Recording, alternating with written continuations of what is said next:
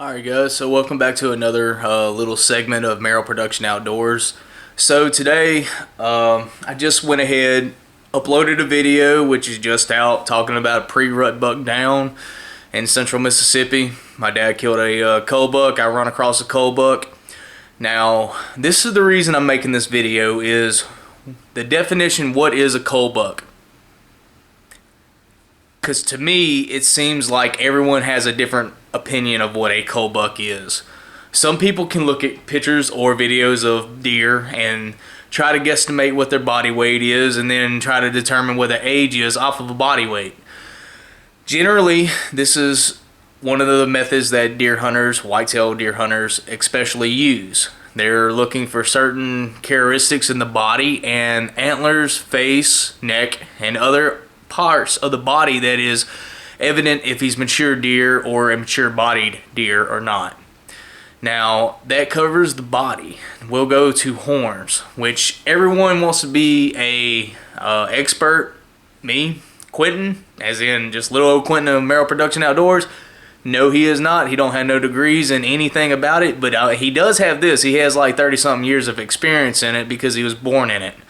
And that's not being cocky. That's just saying that I've seen what I have personally seen, and not only me, but all the people and guys I'm around. I started going out in the woods whenever I was little bitty. I'm talking about like 3 years old. From there, I started hearing deer stories, learning about deer, just seeing characteristics and differences in deer, and I never did really realize whenever I was a kid what I was watching and listening and understanding and observing on, to develop the point that, hey man, I kind of know something about it after watching it for like 22 years. And I went out, started trying to get a little better at it. At first I was horrible. First couldn't really tell nothing unless it was like itty bitty, and with his mom you could tell. It took about probably, I don't know, 3 or 4 years of just messing up and not being able to have control, self-control. Especially that's one of the biggest things in trying to harvest and judge and raise a big deer time. In this video that I put out where the deer's like just comes running up in there, I'm talking about like I'd really like to shoot this deer, or I halfway want to shoot it. I think that's what I said, I halfway want to shoot this deer. That tells you a lot that I've come a long ways with restraint and just learning that, hey man, just because you see a deer with horns don't mean you got to kill it.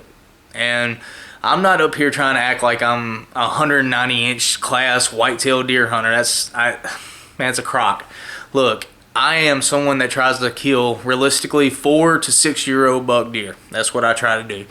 Sometimes I get lucky and kill 6-year-olds. Sometimes I get lucky and kill 7-year-olds. I have killed an 8-year-old. It didn't have but spikes, but his spikes were like that big around. So I mean, it's each its own, because it's a journey of the whitetail hunter. It's not just you go out there and you do it your first time and then it's like a Super Bowl or a World Series and you got it and you don't want it and it's over with. I don't, no, we're not doing all that. So I'm looking to the point. I'm happy with the way everything is going. I'm happy with the progress I have. But this is really getting off topic, so I guess I need to get a handle on it.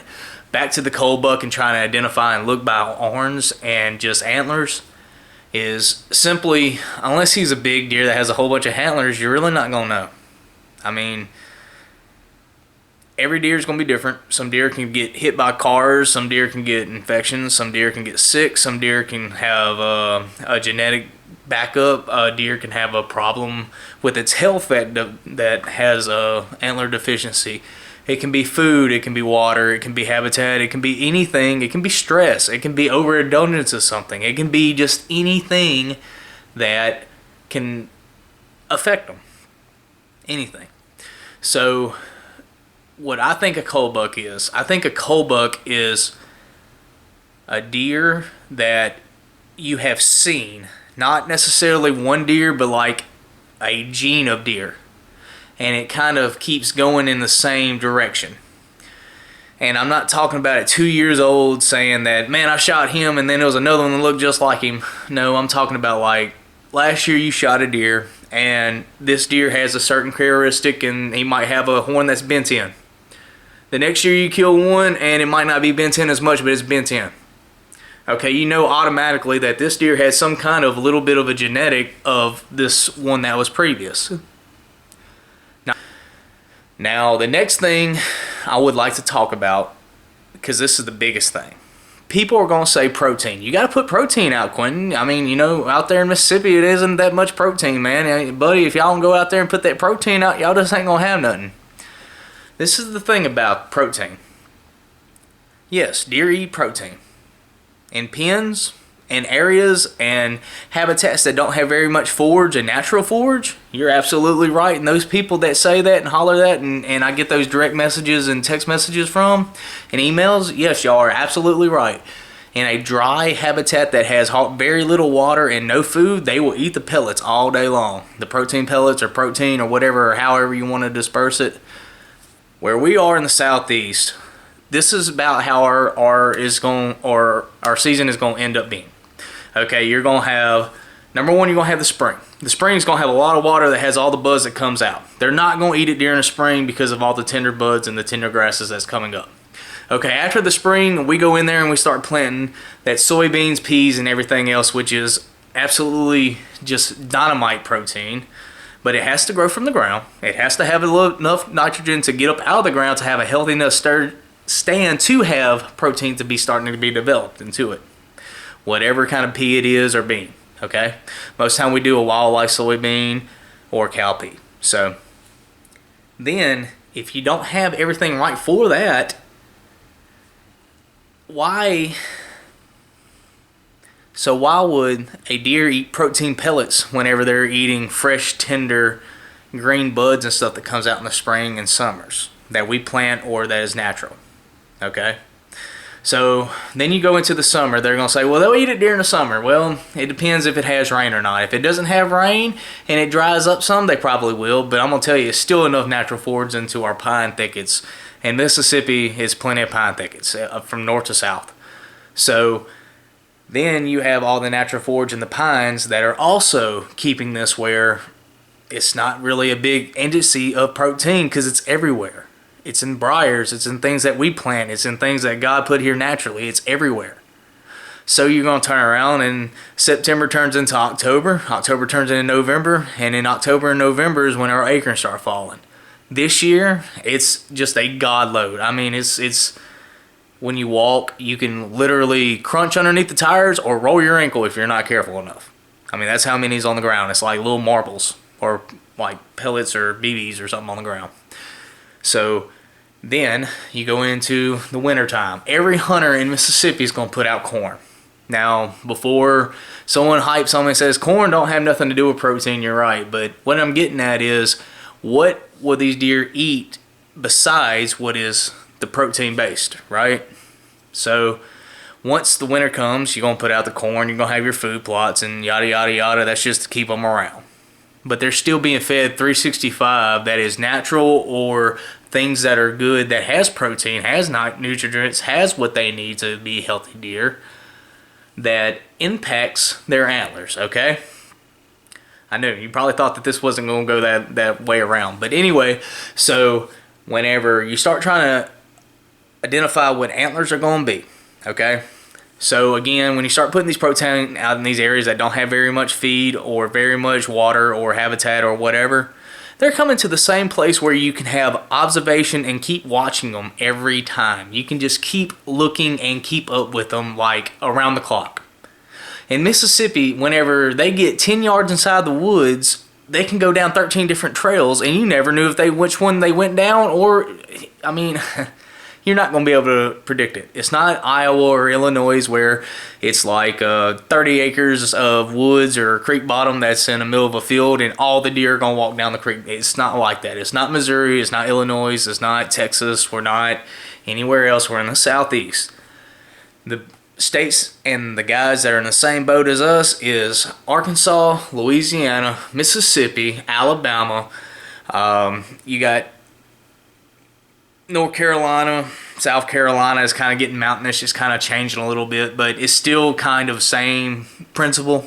North Florida is like that. I don't know a lot about North Florida. I haven't been out there really to hunt. I have some connections out there, and I've been thinking about it. But you know, if y'all see this video, y'all go ahead and text me, man. Maybe we can get something set up. I'd love to do a turkey hunt down there. But that's off topic again. So on these antlers, how are we going to be able to predict what they're going to be? As a whitetail hunter that's in the wild in Mississippi, where you can't keep up with them that well. I mean, you can put trail cameras out, but cameras, that's not gonna, you know, do the job of keeping them out of the herd. So at the end of the day, what is a cull buck? I think it's whatever you think it is. Stop worrying about antler sizes. Stop worrying about trying to be greedy of the biggest deer or who gets the biggest one. Be happy in the woods. If you get you a deer, congratulations. Enjoy it. Enjoy the venison. That's what it's for. That's why God put it on his earth for us. That's why God put those deer and these animals on the earth for us, is to be able to enjoy them. And I know this has been kind of a different one, but this has been something that has been on my mind, and ever since I've made this other video, I just had to start talking about it. Maybe more videos like this will come out. I don't know. This is just something that just was on my mind. I wanted to do something really quick with. So, not trying to hold up no more. Thank y'all for watching this. Thank y'all for letting us get up to like 433 subscribers, man. That's amazing. Let's keep doing this. We're at like 413,000 overall views. Let's keep going, man. Let's get it to 500,000, man. Let's keep it going. And not only for me. Let's do it for everybody else that's around us. Man, I'm about to give a shout out to like a list of people that, again, this has been on my mind for a little while. And I'd like to, and that list would be Grip Outdoors, Justin the Hunter, OHO Boys, 662 Scents Outdoors. Hit them up, man. Those make some really good content. Last time I talked to, Matt Wooden, he was out there in the woods by himself. He wasn't really having much action. Seemed like it wasn't no one around hunting. He was with his family, which I'm glad. Man, that's cool. If I don't get to talk to you before Christmas, Merry Christmas to you, Matt. I hope you get to watch this thing. Everybody from the OHO boys and girls, man, y'all got a big crew up there. If y'all haven't never seen OHO boys, man, go up there, type in the search bar, and you'll be hooked instantly. You'll be a subscriber just like I am. Justin the Hunter, I like him because of his different way of filming things. You ought to check him out too. He's not quite as big as these other guys are.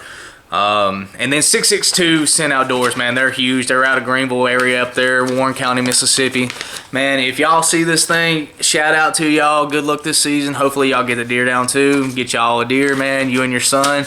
Look, and again, this is not about Merrill Production Outdoors trying to make this. This is about all of us being able to say something good, you know, about each other, and be able to see each other have successes, and all of us be on that climbing that tower, so to speak, or climbing that ladder. So that's all I can talk about. You know, the notes, forget them. I just really enjoyed making this video. I had a lot of fun with it. Glad that y'all got to watch it. Glad for y'all to hang around this long. See y'all next time. Merrill Productions out.